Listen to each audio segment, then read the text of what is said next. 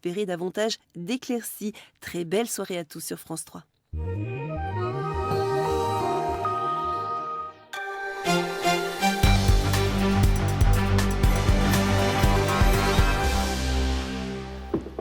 Bonsoir à tous, bienvenue dans les Halles. Tout de suite, les titres de votre journal. Avec les suites du meurtre de Grégory à Échirolles, un jeune garçon âgé de 16 ans seulement a été interpellé ce week-end alors qu'il rentrait d'un voyage en Algérie. C'est son ADN qui a permis d'identifier l'adolescent. Nous entendrons ce soir les parents de Grégory. Au-delà de leur douleur, ils s'interrogent notamment sur la banalisation de la violence. Nous verrons aussi qu'en raison de l'état d'urgence, les contrôles ont été renforcés notamment au tunnel du Fréjus entre la France et l'Italie. Il s'agit de contrôles de papier ou inspection de véhicules. Une centaine d'hommes a été déployée et ils sont placés côté italien. Enfin, avec les premières chutes de neige de ce week-end, les préparatifs battent leur plein en station. Ce matin, à la Clusaz, les dameuses et équipes techniques ont repris du service. Objectif, préparer les pistes car les premiers skieurs pourraient arriver dès ce week-end. Enfin, si la météo le permet. Juste après ce journal, vous avez rendez-vous avec l'édition nationale dont voici les titres avec cette troisième journée d'alerte maximale en Belgique. Métro, écoles, centres commerciaux sont restés fermés à Bruxelles. La traque de Salah Abdeslam se poursuit. En France, la police a lancé un appel à témoins pour identifier le troisième membre du commando du Stade de France. Et puis David Cameron à l'Elysée, François Hollande a entamé son marathon diplomatique pour renforcer la lutte antiterroriste. Le porte-avions Charles de Gaulle vient d'entrer en action pour la première fois en Irak. Je vous le disais en titre, un adolescent de 16 ans suspecté d'être l'auteur du meurtre de Grégory le 5 novembre dernier à Échirolles a été interpellé et écroué. Alors avant d'entendre le témoignage de la mère de Grégory, le rappel des faits avec Marie Méchelier. Sa mort avait suscité une vague d'émotion à Échirolles et dans l'agglomération ce jour-là. Plusieurs milliers de personnes entouraient la famille de Grégory, poignardé à mort quelques jours plus tôt. Le 5 novembre dernier, en début d'après-midi, Grégory, 18 ans, stationne à un feu tricolore. Un inconnu s'approche. Le ton monte. Une altercation éclate au cours de laquelle Grégory est frappé à la gorge à 4 reprises avec une arme blanche. L'agresseur s'enfuit. Sa victime, gravement touchée, décède une vingtaine de minutes plus tard, peu après l'arrivée des secours. Dans les jours suivants, les services de police poursuivent leurs investigations et lancent un appel à témoins. Un jeune homme, connu des services de police et confondu par son ADN, apparaît alors comme le principal suspect. C'est un adolescent de 16 ans, parti pour l'Algérie quelques jours après le drame. Un mandat d'arrêt est alors délivré contre lui. Finalement, c'est à son retour ce week-end qu'il a été interpellé à l'aéroport de Lyon-Saint-Exupéry. Présenté à un juge, il a été mis en examen pour homicide volontaire et écroué. La nouvelle de cette arrestation a en partie seulement soulagé la famille de Grégory. Ses parents sont dans la douleur depuis 15 jours et ce soir, c'est une mère toujours très émue qui rend hommage à son fils. Elle souhaite aussi que cesse cette violence. Témoignage recueilli par Jean-Christophe Solari et Dominique Bourget. C'est une famille meurtrie, mais rassemblée dans son appartement du Pont-de-Clé, qui témoigne. Devant les portraits de Grégory, son premier fils, Bahram, le père, dit sa colère d'avoir perdu un enfant sans aucune raison, alors qu'il l'attendait pour manger à la maison. On travaille sur des gamins pour donner quelqu'un de bien pour une société, et après il y en a un qui arrive pour un simple regard. Ça suffit. Il faut que ça s'arrête. Des gamins de 12 à 15 ans qui se promènent avec des flingues, des couteaux, et qui le sortent pour un oui ou non, qui prend la vie à un jeune homme. Après le choc, la douleur physique pour Christine, la mère de Grégory, une douleur logée dans les entrailles. Et c'est toutes ces douleurs qui sont indescriptibles de l'intérieur, où c'est tout basé au niveau du ventre, du bas-ventre, où mon fils a grandi, où mon fils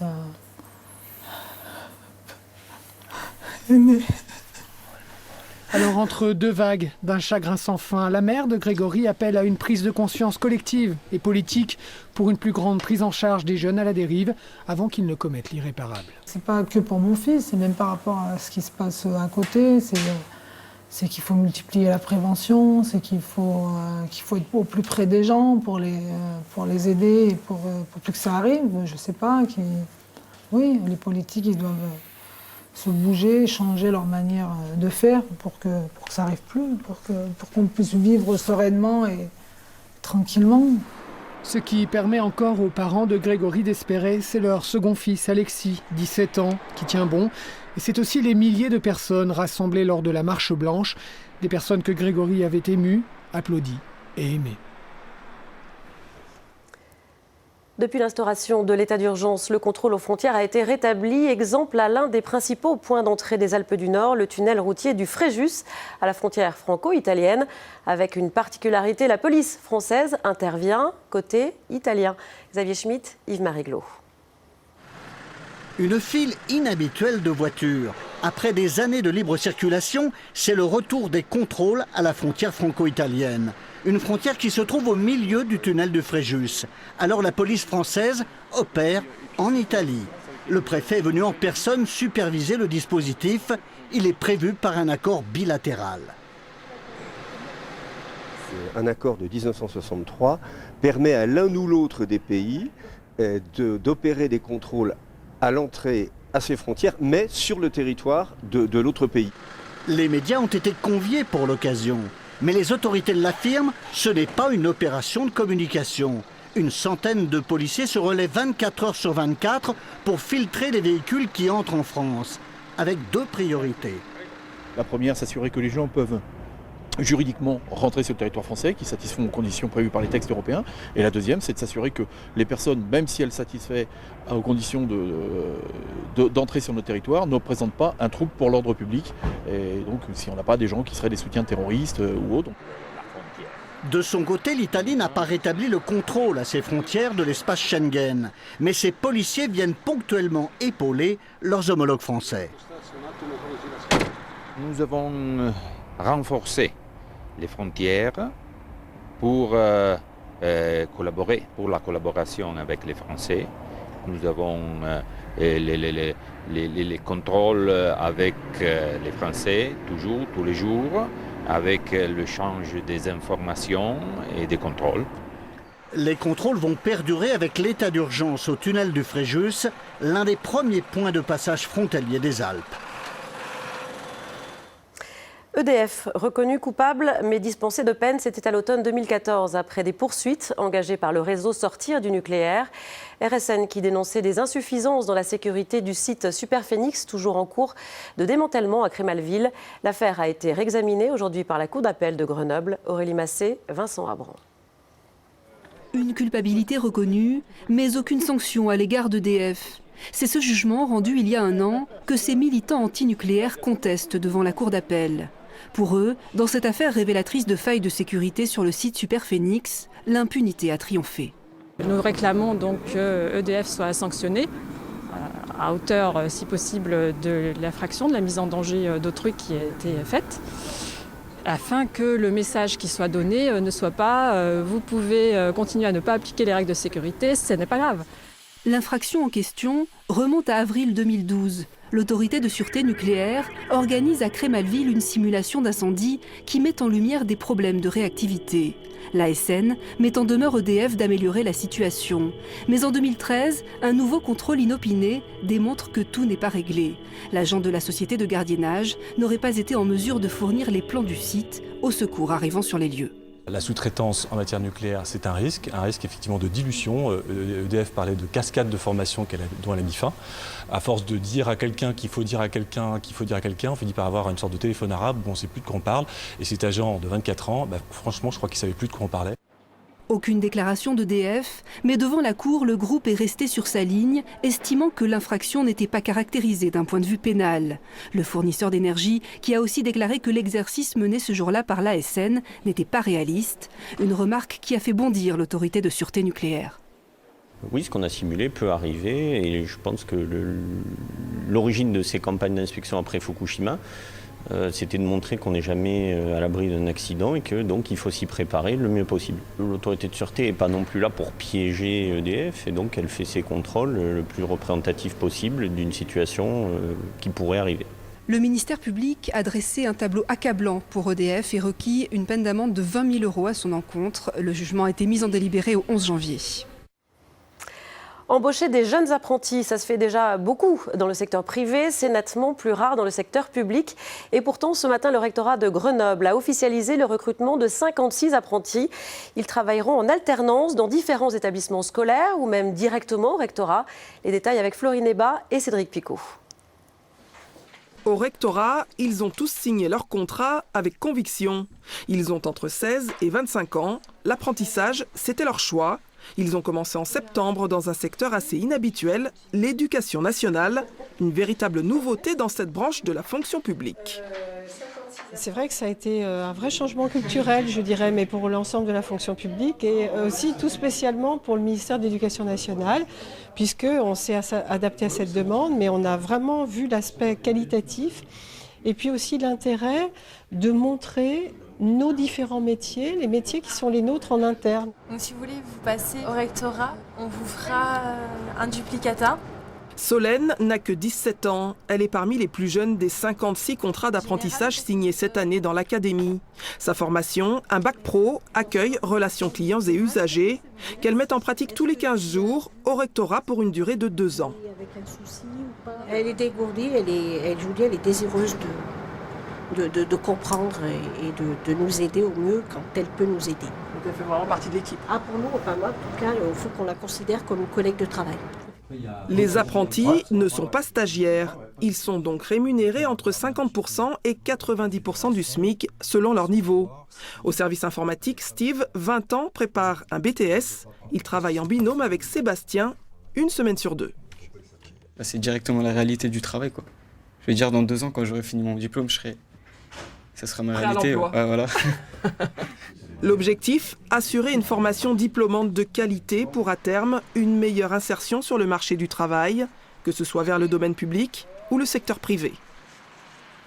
Et l'emploi, on continue d'en parler avec un coup de projecteur sur l'association grenobloise Solidarité Nouvelle Face au chômage. Depuis 30 ans maintenant, elle aide celles et ceux qui veulent trouver un travail. Et pour cela, l'association s'appuie sur l'écoute et l'expérience d'anciens salariés. Ils sont là bénévolement. Reportage Nathalie Rapuc et Dominique Semet.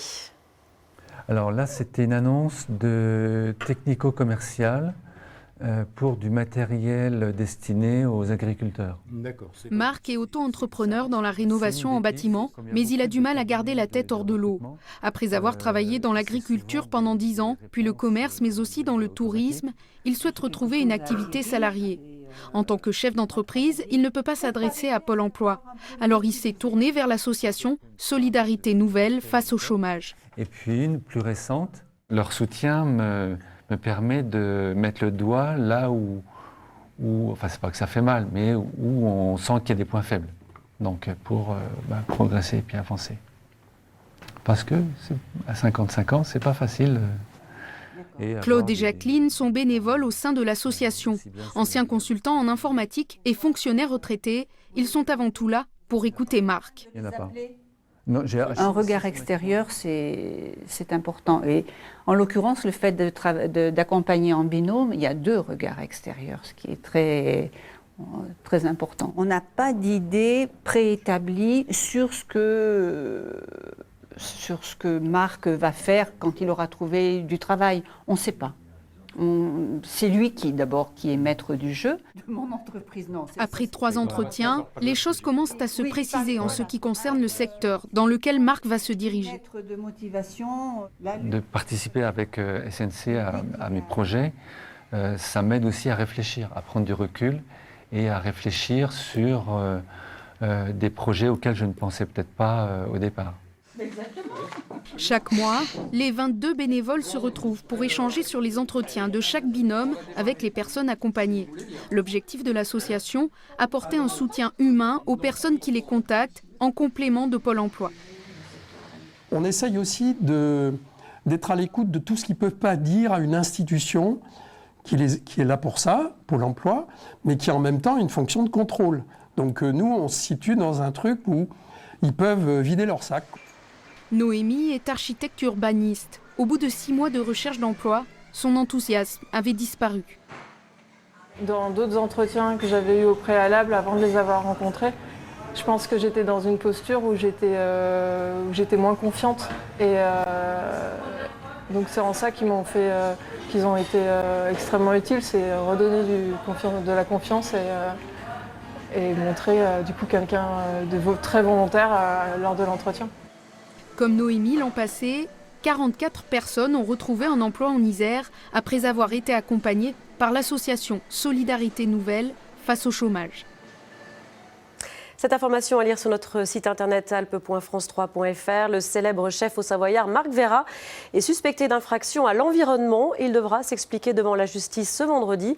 Cela concerne des travaux qu'il a réalisés dans sa propriété de Manigot où il possède un hôtel-restaurant en cours de reconstruction.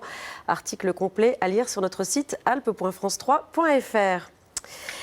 On ouvre une grande page montagne dans ce journal avec tout d'abord un petit tour à la Clusaz. La station au Savoyard a elle aussi profité des chutes de neige de ce week-end. Du coup, se pose la question de la date d'ouverture de la station. Une ouverture qu'il faut de toute façon préparer. Les détails avec Marion Feutry et Christian Mathieu. 40 cm de poudreuse, un manteau blanc sur la chaîne des Aravis. Il n'en fallait pas plus pour voir débarquer les premiers impatients. C'est vrai que les acharnés de ski de rando on attend avec impatience la première neige et là du coup on était dans les starting blocks en ayant vu la météo la semaine dernière. Alors voilà, aujourd'hui il fait grand beau, il y a quelques traces, les personnes sont venues hier et c'est une bonne saison qui s'annonce, on espère. Les amateurs de glisse mais aussi les équipes techniques sont de retour sur les pistes de la Balme. Les enneigeurs tournent à plein régime, pisteurs et dameurs sont en plein préparatif depuis ce matin. On attaque tout doucement avec une petite chute de neige. Avec un peu de neige de culture, donc on attaque à niveler toute cette neige, à la compacter et on amène cette neige aussi pour les aménagements des remontées mécaniques. En l'état, un enneigement encore insuffisant, mais toute la station suit attentivement les prévisions météo. Le froid est bon là, toujours, oui. D'accord. Moins 12. D'accord. Si le froid se maintient, si les chutes de neige attendues mercredi sont conséquentes, le domaine skiable pourrait ouvrir partiellement dès ce week-end, un enjeu important. Présente un intérêt pour nos clients qui sont très intéressés par les ouvertures de début de saison. Dès que nous annonçons une ouverture, même partielle, les clients viennent en nombre dans notre station. À la Clusaz, la date d'ouverture sera fixée mercredi. Quoi qu'il arrive, une vingtaine de saisonniers viendra prêter main forte dès demain. Un gros travail de préparation les attend. Et qui dit neige dit sécurisation des pistes. Là encore, en montagne, on se prépare. Direction Chamonix pour une opération impressionnante qui s'est déroulée il y a quelques jours sur le domaine des Grands Montées. Les équipes de pisteurs ont remis en route les Gazex qui servent à déclencher les avalanches. Mais à plus de 3000 mètres d'altitude, le chantier prend des allures d'expédition. Jordan Guéant, Maxime Kemener. Chamonix, 8h du matin. Pour les pisteurs des Grands Montées, le départ d'une journée d'expédition. Objectif, rallumer, vérifier les Gazex, ces dispositifs anti-avalanche. Là, on est au sommet de l'arête de Bochard. Voilà, on est à 2900 mètres d'altitude. En haute montagne, face au Mont Blanc, un balai impressionnant pour des livraisons à l'image de la Missio, périlleuse. Ça, c'est les bouteilles de propane qu'on change, voilà, qui font quasiment une saison d'hiver. Les Gazex, c'est un mélange de propane et d'oxygène qui remplissent des cuves ici et qu'on envoie dans les Gazex au moment opportun pour faire le déclenchement d'avalanche. En moyenne, c'est une 30 à 40 fois dans l'hiver l'utilisation. Il faut savoir qu'on fait du déclenchement à partir de 15-20 cm de neige. Sur le plus haut domaine d'Europe, 12 Gazex se sont répartis. Des installations techniquement pointues, difficilement accessibles, mais nécessaires.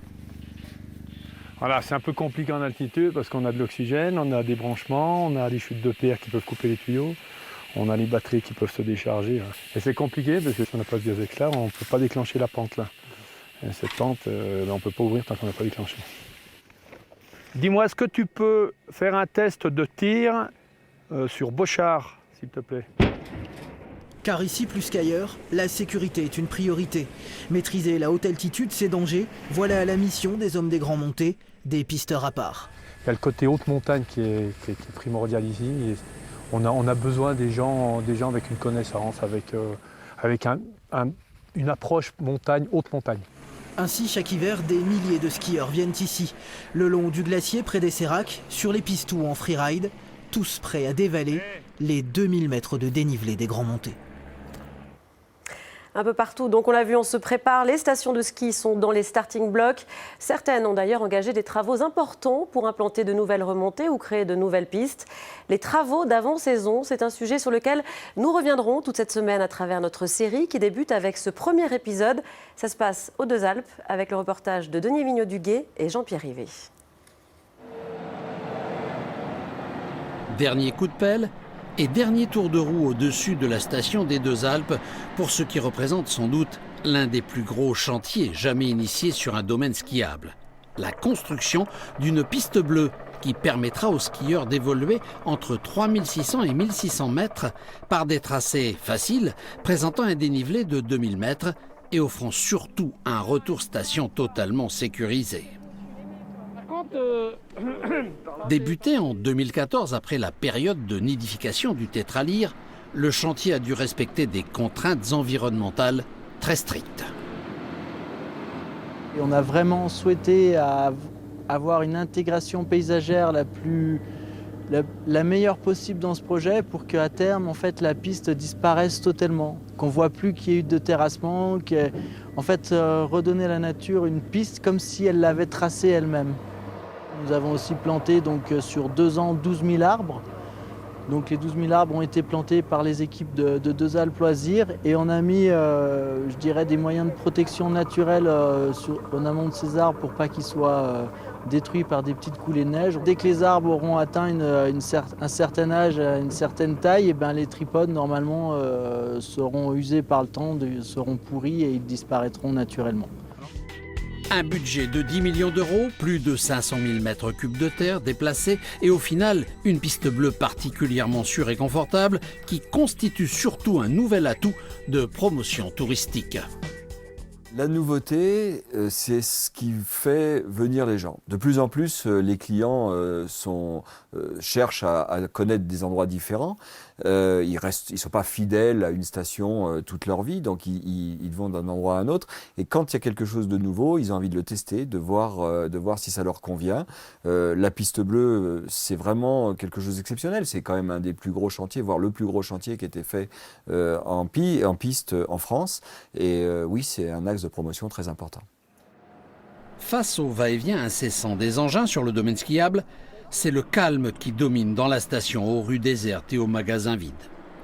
Mais derrière cette façade, nombre d'artisans s'activent quotidiennement à refaire les stocks ou à préparer les nouveaux menus qui accueilleront les skieurs dès le 5 décembre.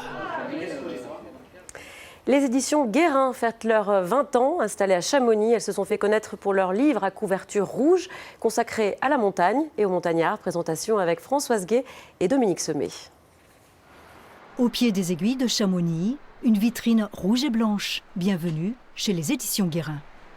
Et voici le dernier, les éditions Guérin, après une année de travail. Pour ses 20 ans, le fameux livre rouge frappe très fort. Un gros ouvrage de 3,5 kg, 100 portraits d'alpinistes remarquables, sous la plume de 100 auteurs, également montagnards, mais pas toujours. On a fait le choix aussi d'aller chercher des auteurs connus, qui ne sont pas des alpinistes professionnels, mais qui ont un lien avec la montagne, en tout cas qui ont une affinité particulière et qui ont accepté, eux, d'écrire sur, par exemple, Hervé Deluca a accepté d'écrire sur Paul Preuss, Jean-Christophe Ruffin, qui est un auteur maison, qui a écrit sur Tita Piaz, ou Sylvain Tesson, qui a écrit sur Edlinger. Donc voilà, du coup, on a vraiment une combinaison de cordées qui sont très originales, on espère. Que de chemin parcouru depuis le premier livre en 1995. Un passionné de montagne, Michel Guérin, totalement inconnu dans le monde de l'édition, réédite un livre culte, Les Conquérants de l'inutile, de Lionel Terray. Son plus, des images à presque chaque page. Il avait envie de faire des livres dont le texte serait très beau, très fort, très puissant, et qui serait quand même illustré, mais illustré page à page de telle sorte que le lecteur n'ait pas besoin d'aller chercher l'image. C'est-à-dire que rien ne le détourne de son texte. Mais quand on parle d'un mousqueton, même si on en parle très bien, il n'y a rien de mieux quand même que de voir ce que c'est qu'un mousqueton. La couverture de ce livre, comme celle de tous les autres, sera rouge. Rouge comme la première corde de Michel, rouge comme les pulls des moniteurs de ski. Au fil des années, la maison traverse moult déboires, un incendie, des inondations, des problèmes financiers. 2007, l'éditeur disparaît brutalement. Nouvelle équipe, nouveau propriétaire, Frédéric Paulsen, nouvelle collection ouverte sur l'aventure et la randonnée. Le rythme de publication s'accélère.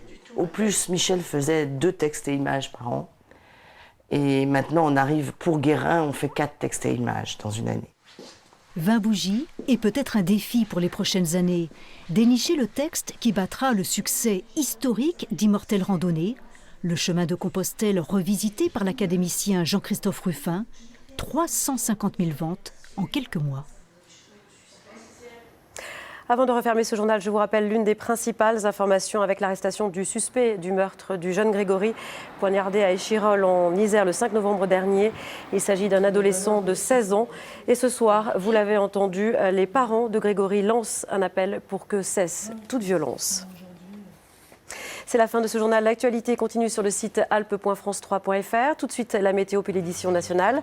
Demain, à midi, vous retrouverez Daniel Despin pour un nouveau point sur l'actualité dans les Alpes. Je serai là demain à 19h. Passez une très belle soirée et à demain.